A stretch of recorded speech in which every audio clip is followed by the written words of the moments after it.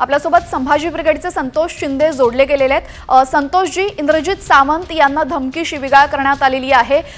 तुम्ही ब्राह्मणद्वेष पसरवता आहात आणि छत्रपती संभाजी महाराजांचा, शिवाजी महाराजांचा इतिहास चुकीच्या पद्धतीने मांडत आहात असं सांगण्यात आलेले। आपली पहिली प्रतिक्रिया काय?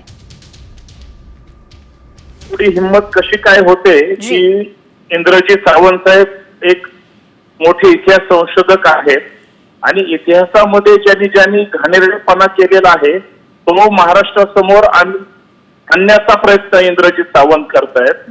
छत्रपती शिवाजी महाराजांचा खरा इतिहास महाराष्ट्रासमोर आला पाहिजे आणि त्याच्यासाठी सगळे शिवप्रेमी जर प्रयत्नवादी असतील तर यांना धमकी देण्याची हिंमत आली कुठे? आणि हिंमत असेल तर समोर येऊन धमकी द्या।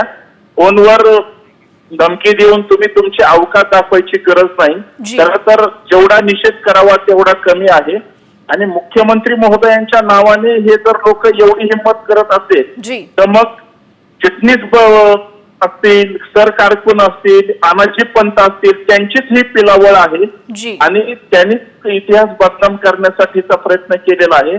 संभाजी ब्रिगेड इंद्रजित सावंत साहेबांच्या पाठीशी आहे आणि जर त्यांच्या केसाला जरी हा कुणी धक्का लावण्याचा प्रयत्न केला तर संभाजी ब्रिगेड त्यांना सुट्टी देणार नाही, एवढंच या माध्यमातून सांगतो।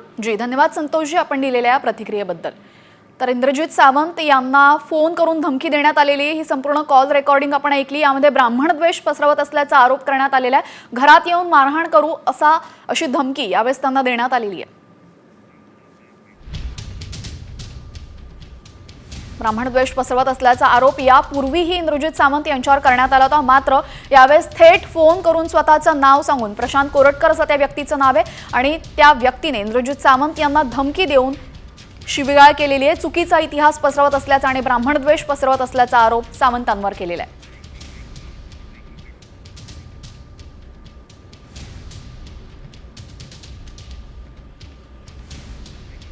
संभाजी ब्रिगेडच्या संतोष शिंदे यांनी आता मागणी केलेली आहे। काही वेळापूर्वीच त्यांनी त्यांची प्रतिक्रिया दिलेली आहे। धमकी देणाऱ्याचा संभाजी ब्रिगेडकडून निषेध करण्यात आलेला आहे आणि सावंतांच्या केसाला जरी धक्का लागला तरीही याद राखा असा इशारा यावेळेस देण्यात आलेला आहे।